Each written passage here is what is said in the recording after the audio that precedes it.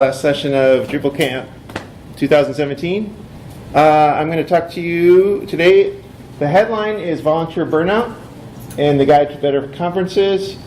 The idea is to look at what we've been doing as a conference, as a volunteer-driven conference over the years, how we can make sure that we sustain ourselves and not get burned out, and look at what others have been doing. And if you didn't hear me earlier, at the top is a link that takes you to a live poll. It's a single question.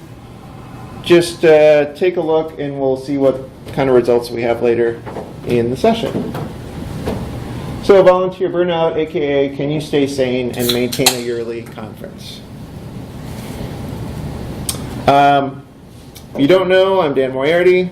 I work with Electric Citizen, and I've been involved with the Twin Cities DrupalCamp since 2011. So, conferences.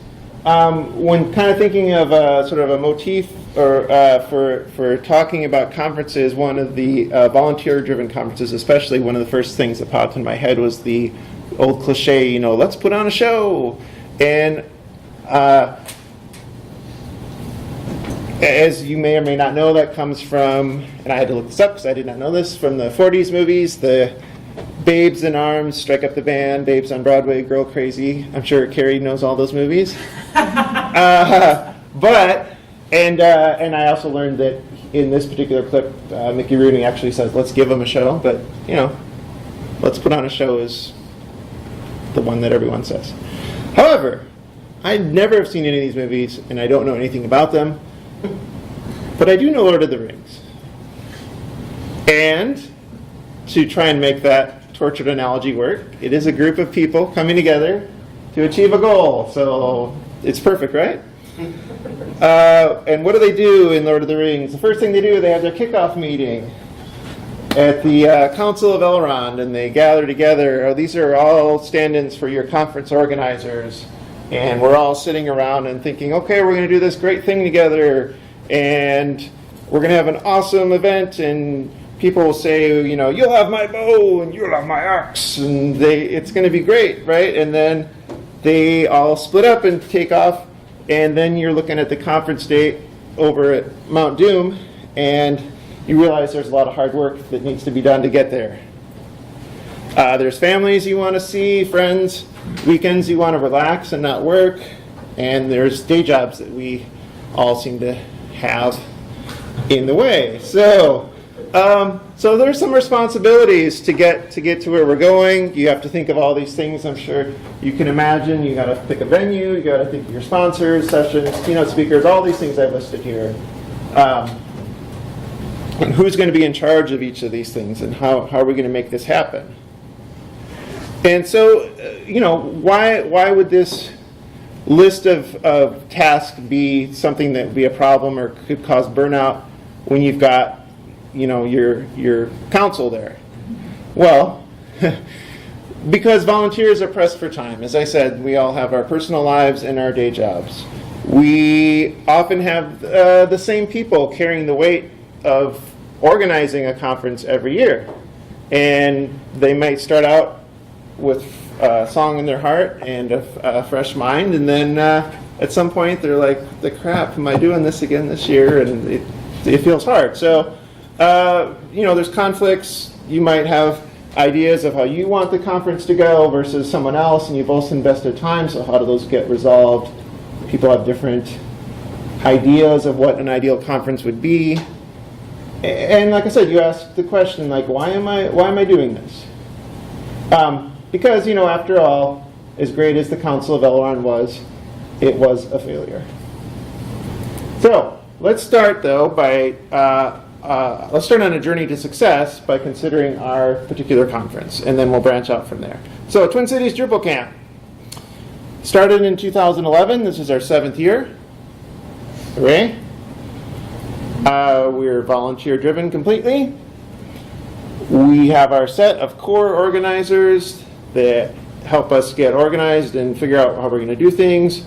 We've got our sponsors, Pretty consistent list over the years. We've added some new ones and lost some old ones over the years, but it's been fairly consistent. And we've been able to offer this all at a low cost. And we have profits that to different degrees of success when we've been able to give back to the community, although I think there's room to grow there. So, the goal is a great camp every year, and I think we have done plenty of good in that area, right? We have free training, the summits, like this year and last year, the Higher Ed Summit, the usability studies that we've done in the past for Drupal 7, using the usability lab at the University of Minnesota. We've had some great speakers over the years, great parties. So it's been a pretty good success, right? We have a great camp. It's been pretty awesome. I mean, who else could have that at a camp, right? Can't believe he's not here to see.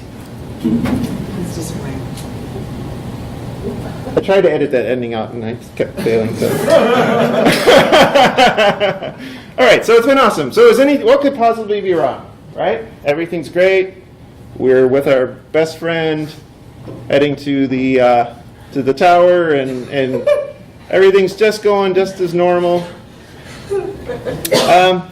So I don't know if anyone had a chance, how many of you had a chance to look at this, but let's take a quick look. If you haven't done this, there's a little quick link. I'll leave this up for anyone who still hasn't done it. You can hit that link and fill out our little one-question poll just to kind of gauge the audience. I guess given the size of what we have right here, we could easily have,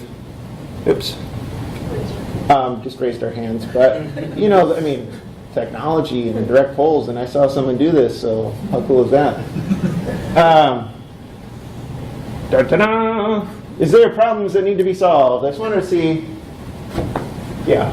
Okay. So, yes, we have important issues to resolve. 4 people, that's a majority, right? Maybe not. But, a little help is needed. So, a majority thinks there's some work to be done. Some obviously think more than others.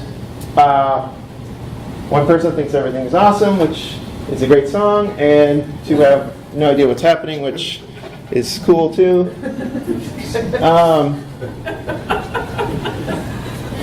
So, moving from that, what kind of problem? So I'm going to look into my seeing stone, also known as a Palantir. Ooh. What could we have? We have, here's what I would say. We have a small pool of volunteers that has fluctuated over the years, but generally speaking, it's a fairly small, you could argue. I'm arguing that it's a small group of core organizers. You could argue it's a decent size. But it definitely has been a fairly static pool of organizers. Well, again, this is my opinion, so we can have discussions later about this. There's been some stress over the years for lead organizers, people that are in charge of making sure things that happen.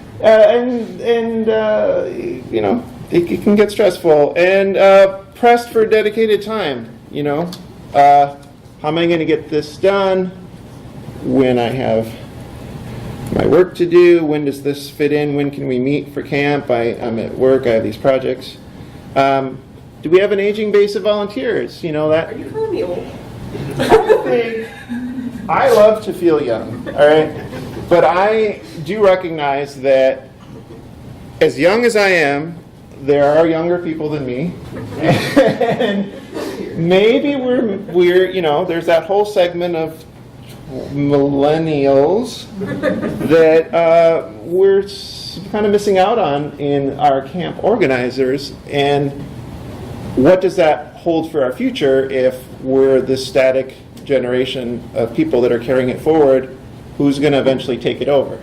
Or if we decide we need to take time away, is there a youth group that can come in? And also, what missed opportunities could we have? Like, yes, we put on a great camp, and I love it.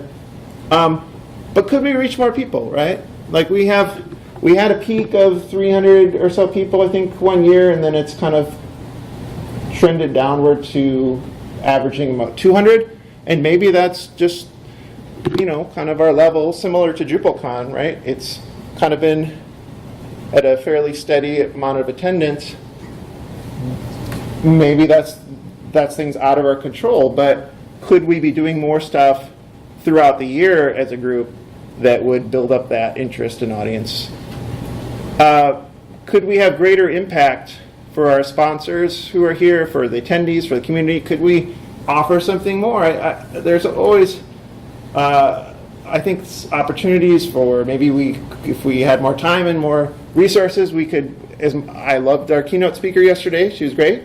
Maybe we could have another one today that was equally great, that, if we had more time and resources, we could look into that. And promoting Drupal, because I think at the heart of it, that is one, if not the core reason for doing this camp, in my mind, and maybe there's opportunity. So this part may seem like it's bumming you out a little bit, and we're turning evil, and I don't, but I think it's healthy to look at the downside and see what else we could do. And we can make it a happy ending.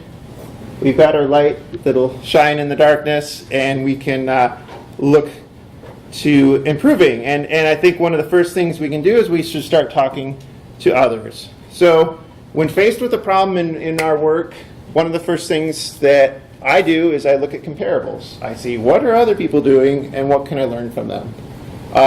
Instead of just looking at how humans are living, for example, how are these elves living and why does their life seem so great? And what could we do? They look like they're getting by pretty great, even though I think they're in this scene going to the afterlife, but whatever. So I did some surveys. I sent them out to some different Drupal camps that you see listed here. I also really like the idea of reaching out to non-Drupal camps to learn from them as well. I only got to one local conference, Minbar, which people from Minneapolis will have heard of. So maybe in the future I can reach out to additional non-Drupal camps. But I did get a good set of data to start with. So what did I learn? In general, I learned not all experiences are the same. I learned that when talking to some conference organizers, I came across like, oh, this is easy, it's low stress. It's like I'm just hopping on an eagle and flying home from Mount Doom. And for others, I could sense, whether they said it directly or not, that it was like marching into Mordor, and they found it very stressful and were really looking for help. I learned that founders are really the leaders of a lot of, if not all, these conferences. That the people who start it are the people who are sustaining it over year after year, that same core group. And it's rare that someone starts one of these conferences and then that core group disappears and then someone else takes it over. I haven't found a single instance of that. So it's a long-term commitment from these founders. There were some common pain points.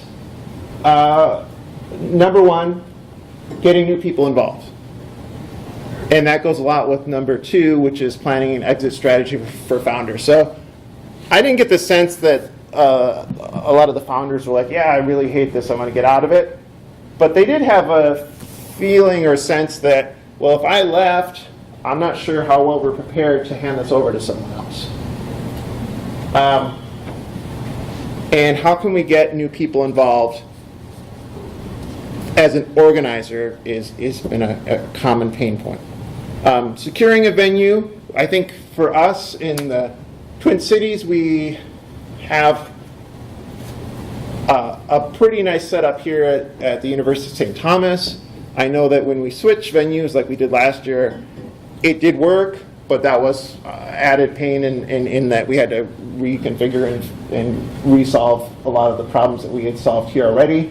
Moving, sort of iterating on our presence here and moving to the atrium this year, I think has been a great success.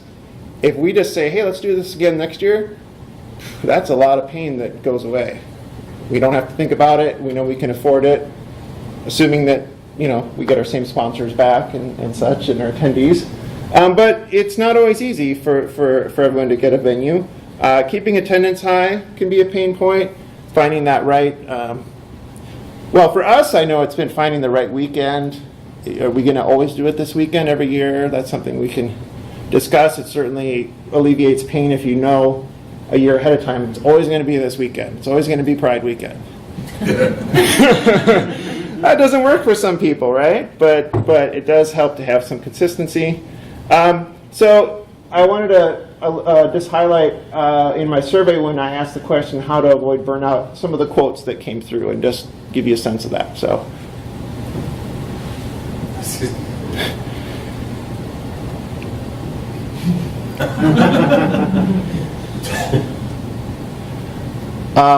That third one, you know, if you can guess, that's Drupal corn. And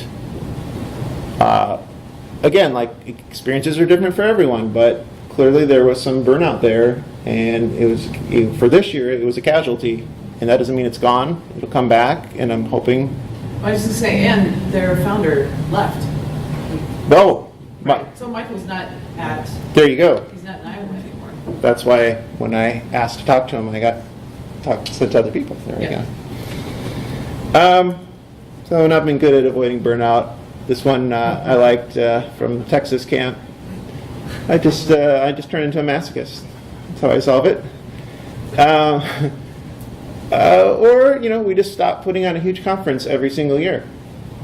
The people in the Pacific Northwest Drupal Summit, they said, hey, we avoided burnout because we split the work between three cities, right? Yeah. Is that generally? Yeah. And in each of those cities, at least the way they explained it, there's different. Explain it. Go for it. So the founders are from Seattle. The camp, the summit rotates between Seattle, Vancouver, BC, and Portland. So the idea being that a core group doesn't get burned out because we're not doing the conference every year. Instead, we get the pain of, now, what were we doing 3 years ago? How did we do this? And kind of like reinventing the wheel every year. So I think it avoids some burnout, but it doesn't necessarily avoid all the pain. And however, what's nice about it is we do have the founders and, you know, keep people from the other cities available to ask questions or to mediate disputes if they come up. Yeah. Well, thank you for that. And that's an interesting thing to hold up, right? Like, is there a difference between, okay, we know that these are hard work, and so, you know, pain is a relative term, but like, there's that versus burnout, which means I'm never going to do it again. And so maybe even though they have the pain of having to restart the car after it's been sitting in the garage for a couple of years, it's still not the same as getting burned out. At least that was what my sense was. Where as Drupal corn, and I don't think there's any Drupal corn representatives here, but for them, they rotate cities as well, but it's still the same core organizers, so those people don't really get a break. Matthew? Do you think in all those cases it was burnout per se, or could it also have been changes in interest or something like that? Yeah. You mean like I'm an organizer and I suddenly am interested in doing this other thing more so than organizing Drupal Or like, camp. oh, now I like WordPress, you know? It's not like they're burned out per se. Mm-hmm. People's interests change, I guess. Or careers. Or careers, or, yeah. Yeah, that's a good point. And when we look specifically at our camp, along with some others, I'm going to do a little case study. Or locations. There has been that, but I also think that this idea that in every one of these Drupal specific conferences, there's still that core set that drive it from the beginning till now. And so one person might leave. That's true, but the people who stay then are still shouldering it, and some would describe it as burnout, and some wouldn't. And so, I guess what I want to do is look at it. Yes. At MIDCAMP, we've lost people to locations, to personality conflicts. I mean, we really have lost A large part a of our large part founding of team. the founding team. Oh, okay.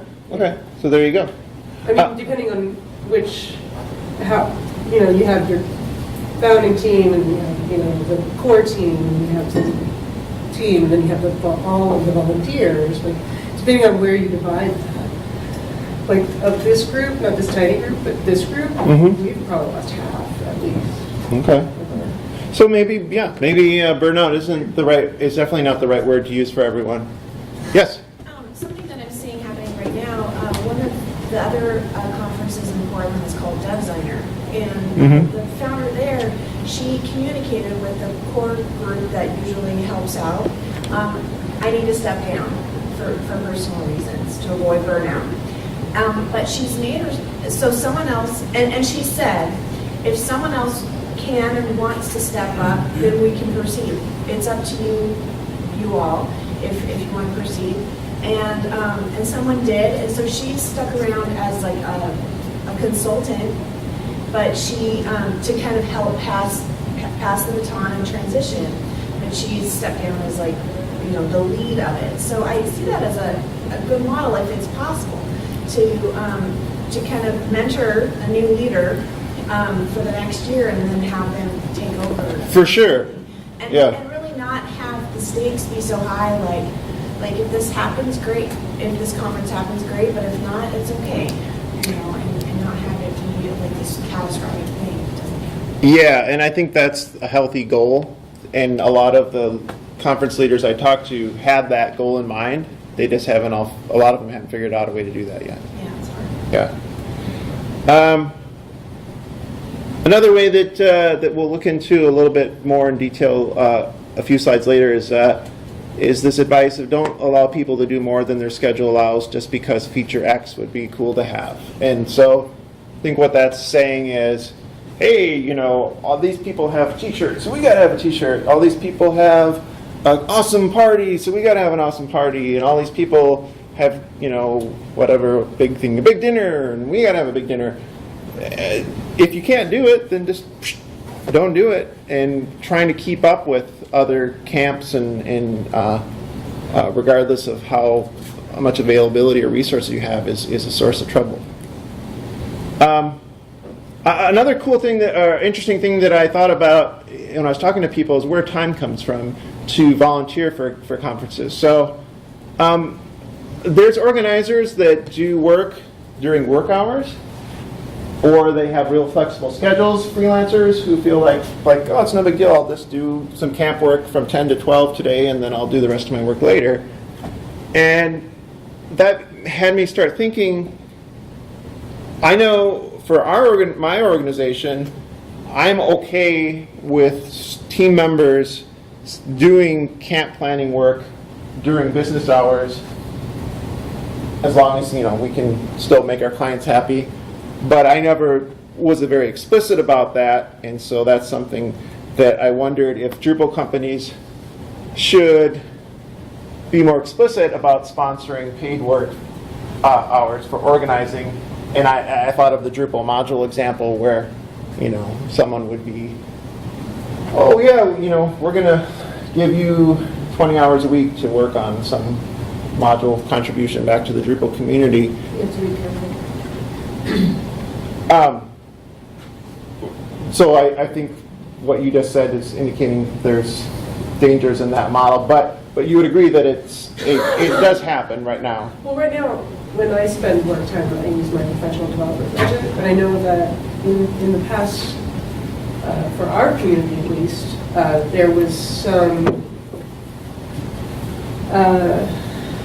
bad blood from other people about a conflict of interest situation where one of the local companies donated time and was given a sponsorship level, in-kind sponsorship level, Right. as a result of that. Right. So let's talk that. Thank you, and I'll come back to that because I do have that addressed later. But what about this concept of a Drupal company sponsoring paid work that goes into camp organizing? What do you guys think about that? We talked about that in the very first couple of years. As there should have been a sponsorship level that had, like I wonder, like an unobtainium sponsorship level that was the local companies that were on the ground doing that work. And then separately, there could be like actual financial sponsorship sponsorship levels. Mhm. And if you just meet a minimum bar, like your company gets a sponsorship tag of some amount because you've done it all the time. And it's not going to say like, it would be less complicated now because you eliminated all the different sponsorship tiers. Yes. You pull them back. Yes. It's the time sponsorship and then have another, it's just the normal financial. So like keeping it separate so that it's not like you get the whole in-kind sponsorship. Because I know we've done away with more and more of that and I think that's healthy. But having a separate like group. Like recognition. Yeah, recognition. Yeah. Acknowledgement. Yeah. And so, and we can talk more about that now. I did have kind of the whole idea of recognition for that as a slide too. But I just was thinking this concept of like, as a shop owner, a company owner, organization founder, whatever, CEO, should we encourage those people to just say like, rather than, okay, organizers do this whenever, you have time on the weekend, or should we say contact sponsor and say, hey, Lullabot, can you give is one of your team members want to dedicate 10 hours a week to organizing, whatever the number is, 2 hours a week or. One of the things that's potentially difficult about something like that is who at the company has time available doesn't necessarily match with the person who has the skill set or the interest in contributing. Because it's like, I might be the person that's interested in contributing from my company, but I have zero time available, whereas somebody else is like, oh, well, we could contribute Matt's time, and you're like, why don't you do his time? He doesn't do anything. That was it. But you have contributed time in over the years, and where does that time come from? Your free time. Yeah. Well, and that's the other thing too. It's like I work for a company, but that could contribute someone's time, but it's not my time. But I'm putting in a lot of my free time to do it. So there's all kinds of weird. I guess it's sort of there's no one size that fits all situation. Yeah, I just wondered if it's a barrier to getting more people involved. I don't know. It might be. I mean, there's a couple of things to consider too, because how do we use time? Well, we use time for very specific things like rebuilding our website or tasks like that, designing a new shirt or doing sign work. And then there's time for meetings, which has been problematic because another factor of time is last year I didn't participate for the first half because we got a new baby and we were only doing organizing during the jam. It was really difficult to get to, and so I missed lunch. Yep. This year we did less meeting, for better or worse, and so there was less of a time commitment. We've done away with, even this year though, it was mostly all evening meetings, and there wasn't a lot of during workday meetings, and that could be some of this. That made it literally impossible for us both to participate in that, and that's true of every family. Yeah. It's especially true of our family. Because we both want this. Yeah. But it's true Right. of everyone who has family. And yet, in the last couple of meetings, when we actually did ask when people were available, the time slot that got the most votes was lunch, which is when we used to do it. Right. So there's the time that you might spend working on camp really depends on what the task that you're going to be doing, and then when can you do it. So Right. Because we want people to participate in the meetings, but then from those meetings come these big chunks of tasks that, this might be an hour and this might be, 50 hours, right? And so when it comes to this, we want to have some flexibility to bring people in so that they can find out if they can be involved in these bigger rocks. But then when we do get to these bigger rocks, just managing the whole thing, that's a huge, 1,000-hour thing or whatever. Why is that always the hardest part? Doesn't have to be. Well, why is it? No, it's the website. Why is the website? Why is it always the hardest thing? I mean, that's what we all do. Because that's what we all do. I, I've said that for years, where I just thought, why don't we just throw up like a super basic site, but then we repeatedly have people that want to do it, seemingly want to Thank you for that rebuild the clarification. website. Yeah. But we haven't been rebuilding the website. We've been copying and pasting it, and then Dan's been redesigning it. Yeah, we have- last year I did not, and that was a lot easier than this year, when, just because I needed a facelift. I wanted to, yeah, I just, Right, but my point is, with a lot of these particular tasks, like the website, like our parties, like venue, like badges, and people sort of, they become attached to certain ideas about what they think a particular camp should be, or certain characteristics that it should have, and then they take it upon themselves to do those things or not. So I think some of this comes back to expectations in terms of where does the time come from? Well, from people, in a lot of cases, it seems like from the people that think that whatever they think needs to be done should be done. Yeah. It's very passion driven, which is not sustainable. Another thing that I think we did extremely well in the beginning and less well over the years is transparency. The first year was like the most like encouraging, exciting experience that I'd ever been part of, because it was all these disparate companies working together on like this really cool thing that we were all excited about. And we literally organized the entire conference via a listserv. And everybody knew what was going on always. And there were like 20 people on the listserv, right? And we And put then- it all on Drupal.org. Yeah, and then the next couple of years, that was a little bit chaotic. So there was like regular meetings, and they were like every other week. And then Matt would sit down and send out a recap of the meeting. And so there were the people who were actively participating in the tasks, and they were like the inner circle. And then there were like people on the periphery. I didn't actually actively participate, but I was like aware of what was going on. And when we had a question about a venue, I'd say to Jared Berry, I'd be like, hey, how would we think about this or that? And that gives people who are not in this inner circle actively making decisions some exposure and capacity to support those people.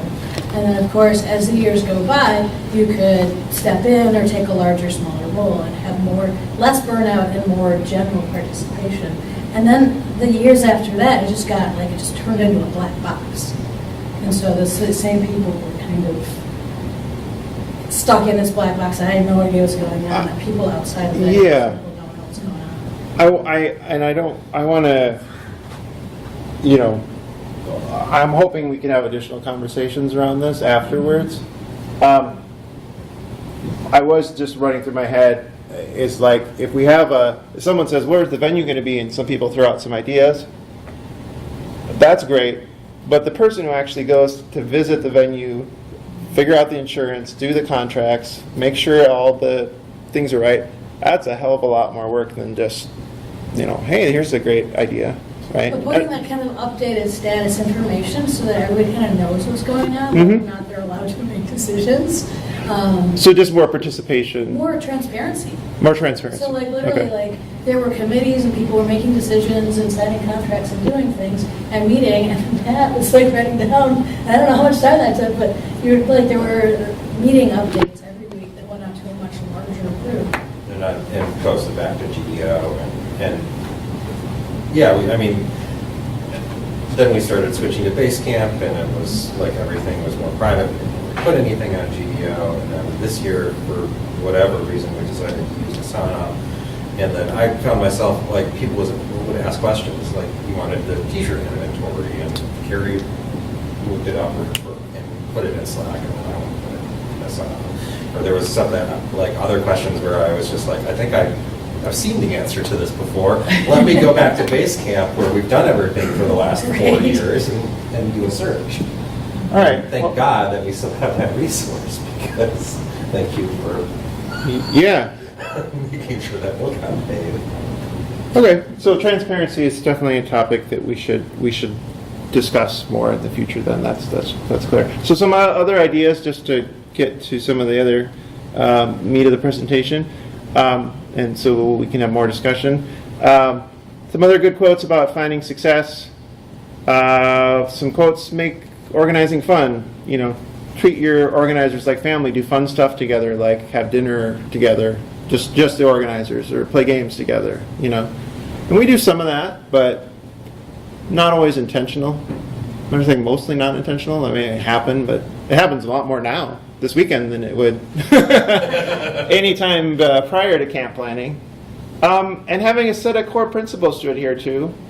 Maybe we should define what those are for our camp more clearly, so that we, maybe one of our core principles is transparency. I think it is, but by defining it, then we can point back to it and say, is this decision meeting those core principles?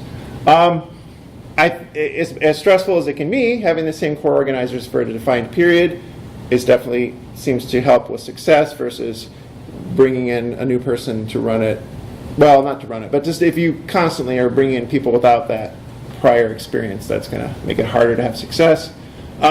Acknowledge and thank your organizers and volunteers seems to be a component that some people found really helped make their camp successful, or most people found that. And then just being with people you enjoy spending time with, which I think, based on Drupal happy hours and game times and stuff, that by and large are the reason that our organizers hang out together. We seem to all get along. That goes a long way in being success. So, a closer look at what I learned in some personal interviews. I'm just going to go through 5 examples of some more detail. So at MIDCAMP, out in the Bay Area, most of you would have heard of, they currently have about 20 organizers because they're a big camp. And that's not just total volunteers, that's like organizers. And I guess if we depending on how we classify that, we certainly have more than a few, but I think we have a set of core organizers that's smaller. But even in that, they still have their 3 to 4 key organizers. One of the principles that they follow over the years, as they grew from a small conference to a large one, is this idea that scaling down is acceptable to people from when people are feeling burdened. So if you can't, I alluded to this earlier, but like, okay, well, we don't have time, no one has time to run the summit this year, so let's just not do it. No one has time to take on doing t-shirts this year, so let's just not do them. And it sounds easy, and maybe we could do that. I wondered about if we do set we do something like we do t-shirts, then does it suddenly become more of an expectation rather than a nice to have? Like, how do people view it? And if we didn't do them, would people feel like we were skimping or not doing our job? They have in-person meetings where possible, where others do not. They have this idea that someone might start on with a small task and expand responsibilities for the next year. So an example would be this guy said, hey, how can I help? They said, we need someone to go grab bagels in the morning. So super easy entry point. He did it. It was successful. He's successful. Then next year he came back and said, hey, how can I help? And they said, since that went so well, how'd you like to do, these 10 other things? And he said, yes, I was successful. Let's start in people small instead of, oh, you want to volunteer, then give them huge amounts of responsibility from the get-go. Just ease people in. And they really try to appreciate the organizers. They have a thank you dinner after the event for the organizers. They might have, some years they've had special shirts for the organizers, or someone will send them a personal note of thanks. So that's one way that they've treated that. Who sends the personal note? Like, if you're the organizer, you're the co-organizers, are you writing It's like this Secret yourself? Santa. It is a real issue. Thanks, me. Look, right now, you organize a dinner too. It is, and one of the things that I'm suggesting, I might as well just mention now, is maybe there needs to be that person who's sort of the overseer HR type person, because, yeah, again, right, like, am I gonna, good job, Dan, you know, it doesn't, it's hard. Like, how do you do that if you're already in it? So having someone that maybe could be the veteran organizer who wants to step away, and that would be their role, is just making sure that the organizers who are still involved get properly thanked. Also, I mean, I think if you add like gratitude or whatever as one of these core values. Mm-hmm. That make sure that like everybody kind of enforces that and credits people and that is due and makes that part of the culture. So MIDCAMP is a local conference that happens once a year, so not a one-to-one comparison with a DrupalCamp, but they draw, I think, over 1,000 people to their conference every year, and it's been going on about as long as our Drupal, longer, since 2008. They have 4 key organizers and upwards of 70, that's supposed to say 40 to 70 volunteers every year. 4 to 7. Yeah, give or take 50, yeah. They have an interesting concept that I think we could glom onto, and that's the yearly sponsors. So they don't go out every year and say, oh, it's conference time, who's going to be our sponsor? They just say, who's going to be a sponsor for our organization for the year? And then when conference time comes around, it's already settled. They've got the funds. They already know who's involved. Totally take that equation out of the camp planning burden. And another benefit, and something that we struggle with a little bit, I think, in our camp is, hey, we got the surplus of funds. How do we spend it? This goes into maybe being intentional about that and saying, okay, we know we've got our 6 or 10 core sponsors for the year, and we know we have these funds, so we're going to reserve this for their conference based on last year's budget. Hey, we've got this other money, let's do another something during the year. Let's offer a scholarship to somebody. There's other planning that could be done. It would go against sort of the DrupalCamp model, where, we have people that call us 4 days before the conference and say, hey, I want a sponsor. And then we're like, okay, we'll add you to the list. And we this year. So that would be different, because I don't know how we'd handle it. But we do know every year that there are certain organizations that we pretty much count on. We don't take for granted, but we count on that they're going to sponsor. And that would be an interesting thing to explore.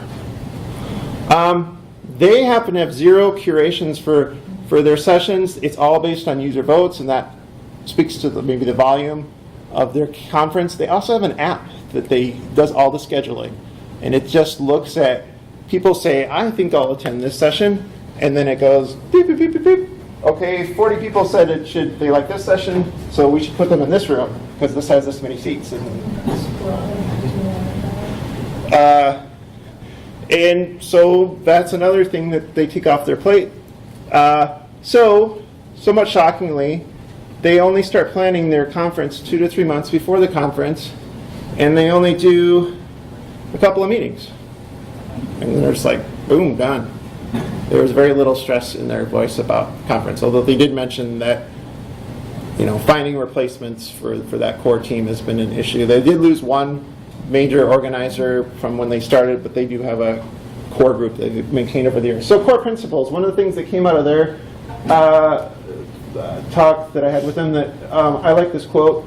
So no one sponsors the beer. I don't know if they made that up or if it's a common thing, but the concept here is no sponsor gets to go, yay, I'm the sponsor of the fun stuff. And you're the sponsor of, the trash compactor or whatever. No one gets to be the, hey, I'll do the party and you guys do the badges. Because everyone loves the beer, but who cares as much about registration or something? So everyone gets equal credit for both the fun stuff and the stuff you have to do, the brushing your teeth stuff. Another core principle is attendees first. They try to limit the number of sponsor tables that they have there. They could do 30 sponsor tables, but their core principle says no. we don't want people coming to the conference and just being inundated with people, selling them stuff. So it's about attendees first. We're going to have a very limited amount of sponsor tables. MIDCAMP. Does anyone know about MIDCAMP? So MIDCAMP is based out of Chicago. I'm gonna go on the assumption that most of you know about MIDCAMP, but just I talked with them, not everyone, but I did try. They do have a special focus on accessibility and inclusivity that I found really neat, in terms of making sure that they have their walking lanes for finding sessions. They have keynote transcriptions, live transcription of at least one session track. They make sure that their events appeal to both people who like to drink and people who like non-alcoholic events. Color-coded lanyards to indicate whether people are comfortable with having their picture taken, is that right? And they do blind session votes. They have a new point person every year, at least that's my understanding. The goal. And the attempt is to avoid burnout. And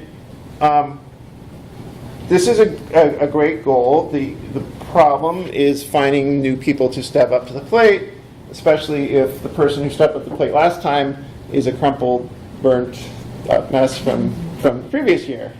And I'm not saying that always happens or that happened, but I do get a sense that there might be, sometimes that's a big burden for some people, especially if venue becomes an issue, and finding a venue in the city of Chicago can be a challenge.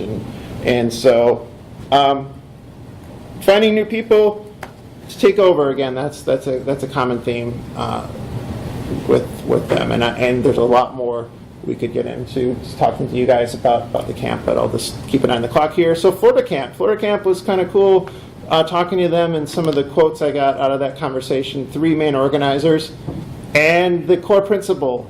The only things you need to have for conference: you need a venue, you need attendees, and you need speakers. Everything else is icing on the cake. If we don't have it, then we don't have it. And I think adhering to those core principles has made, and maybe they're beautiful, sunny, horrible place where they live. That's always nice. Gives them the no stress that I hear in talking to them. But The fear of alligators.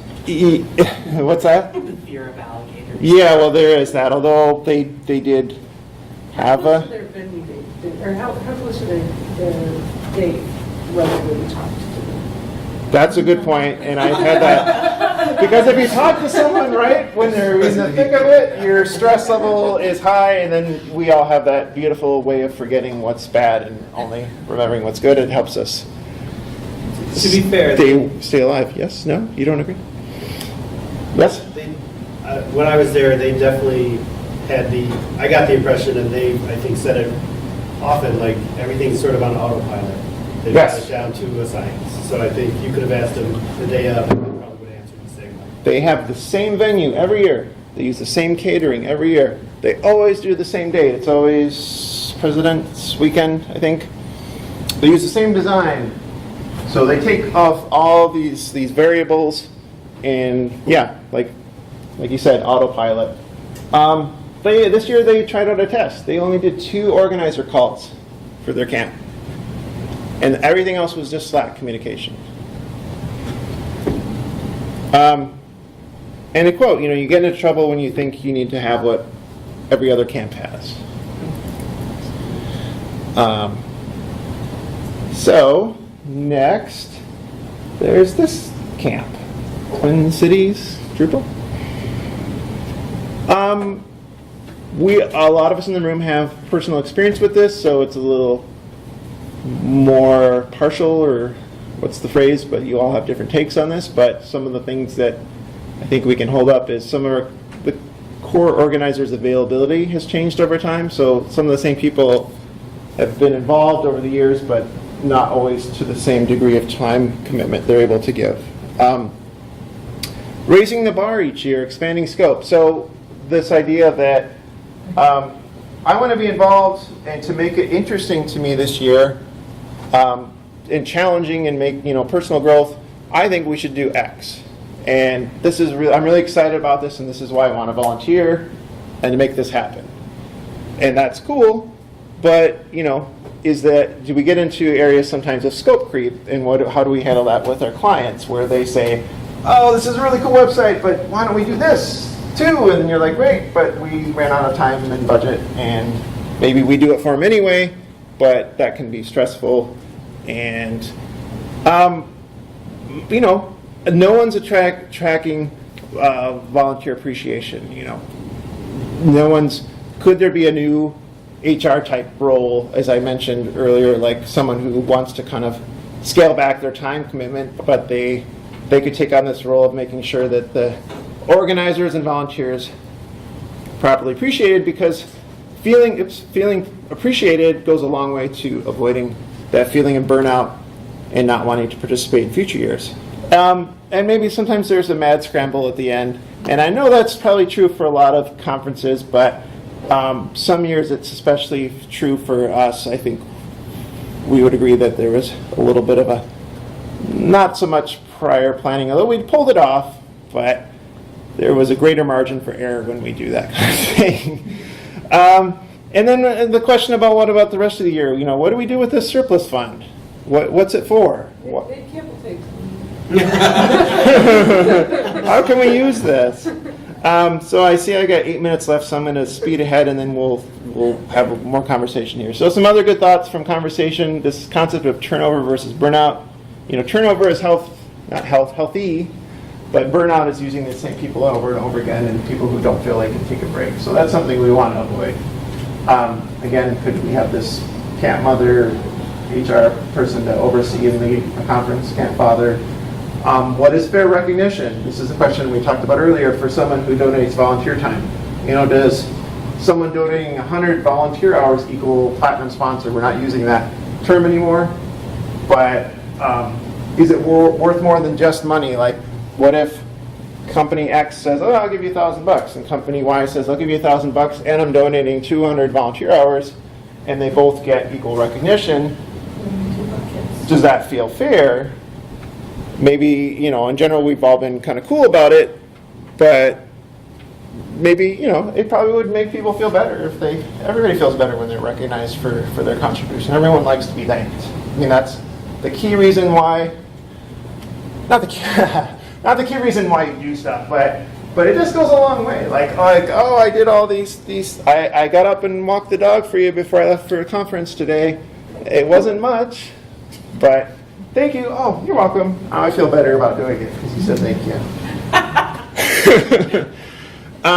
So in summary, as we head off into the sunset, my key takeaways for this, for a sustainable conference: simple, keep it as simple as you need it to be, define core values, avoid scope creep or at least recognize the cost, value your core organizers, and think about future leaders. And again, just be thankful and show it. And I'll open the conversation up to the group in our last few minutes for anything else we want to try and cover, but I'll just raise up these questions again. What do you think?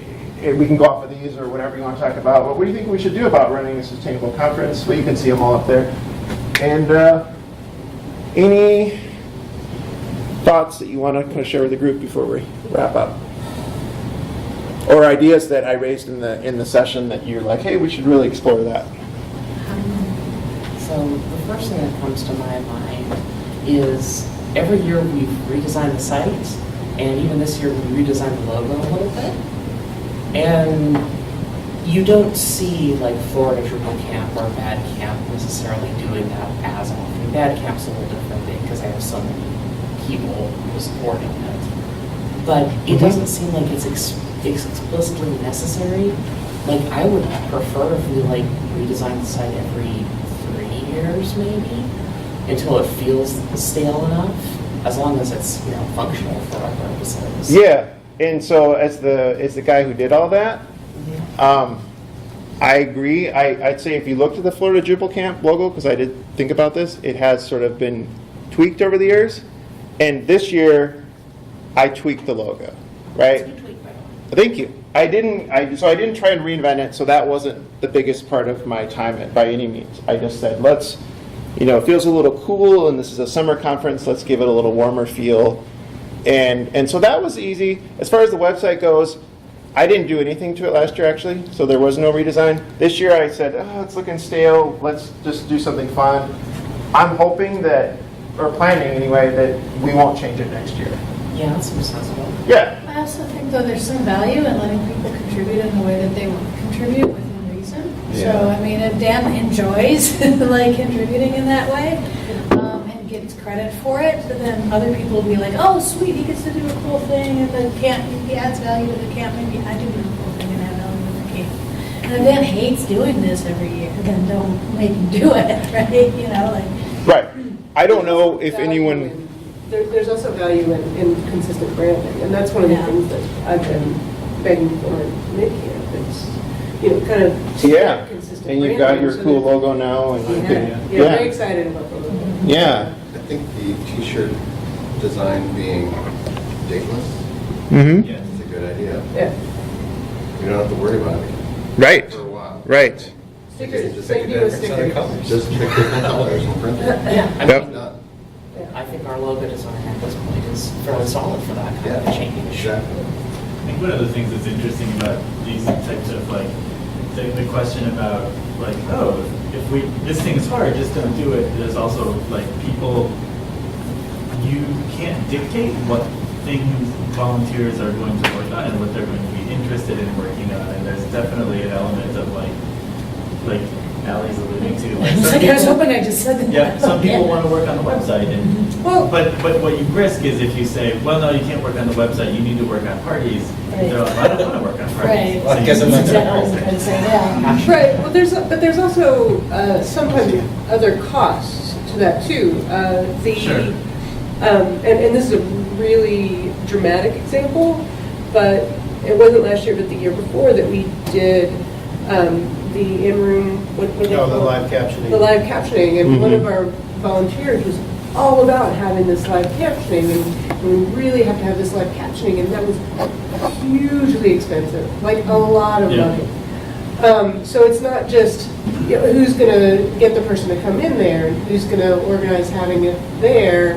It's also, well, how much is this going to cost the entire event, not just in your time, but also in my time thinking about it, and in someone else's time getting a sponsor to pay for it. Yeah. And then who does that actually benefit in the end, right? Right. If someone has a passion to do something, but it requires other resources and people to buy in, then it's a whole nother equation, Right. right?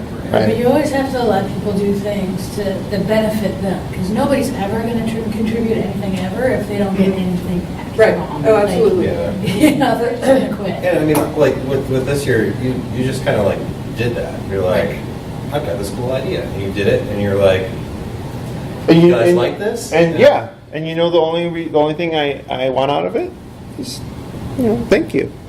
Thanks, Dan. Oh, thank you. Yes, this is the whole reason to this talk. I want to get Gabe, and I'll come back to you because he's had his hand up for a while. I want to articulate a distinction between hard and complicated.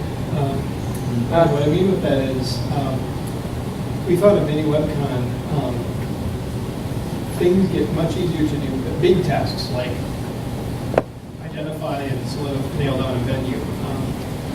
If you get those down to very specific tasks on a calendar, they become more complicated. That is, there's more steps to do, but they also seem a lot less hard because you're not going, oh my God, I gotta find and book a venue. You're going, oh, I have to call for potential venues, identify and call for venues today, and then a few weeks later, it's write up pros and cons of each of these venues, talk about it. Right, yeah. And is your conference, would you call it a volunteer-driven conference? Because that's the reason I didn't contact you guys, because I wasn't sure if it was. It's a blend. Right. So I'd like to hear more of your thoughts about that in the future if I do this talk again. Mini WebCon is a once-a-year conference for people who build the web here, and we're kind of a blended. We have a leadership committee of around people, I forget the exact count right now.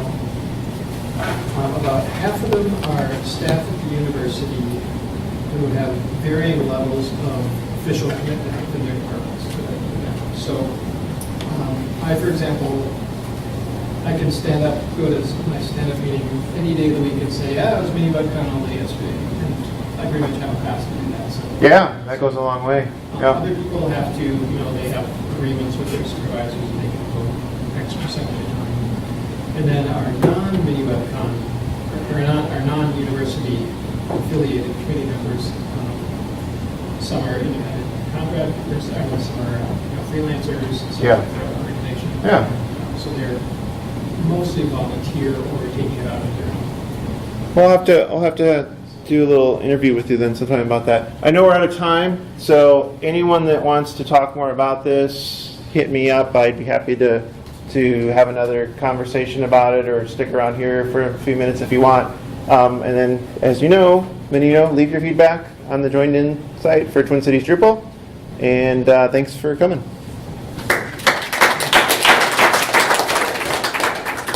Thanks, Dan. You're welcome. I feel so good. So in your Lord of the Rings analogy, Yes. less Frodo this year, I will tell you, I- these guys, taking the ring to Mordor. It's not my choice, but so, I mean, the risk of, the real hero. the risk of let people only do what they want is the low-hanging fruit for anybody, because we all build websites, is, hey, I'll work on the web page. Because I understand that. And so, and I'm repeatedly told, oh, you're doing too much, Nobody wants to do what I'm doing. Nobody's raising their hand, yeah, I'd love to do catering. Sure, I want to find venues. So that's the challenge that we've got. Hopefully that's fixed for future years. Yeah. Got some repeatability. Yeah, repeatability, if we just do the same thing we did here this year and next year, a lot less stress. And I mean, even when we've had, other than switching venue last year, I feel like we've had that many drastic changes, so things have generally gotten a little bit easier over time. I really like that thing before, was that what are the three big components? Maybe there's parties or, yeah, but venue, catering, or venue, Racy, are you involved in? Actually, that's why.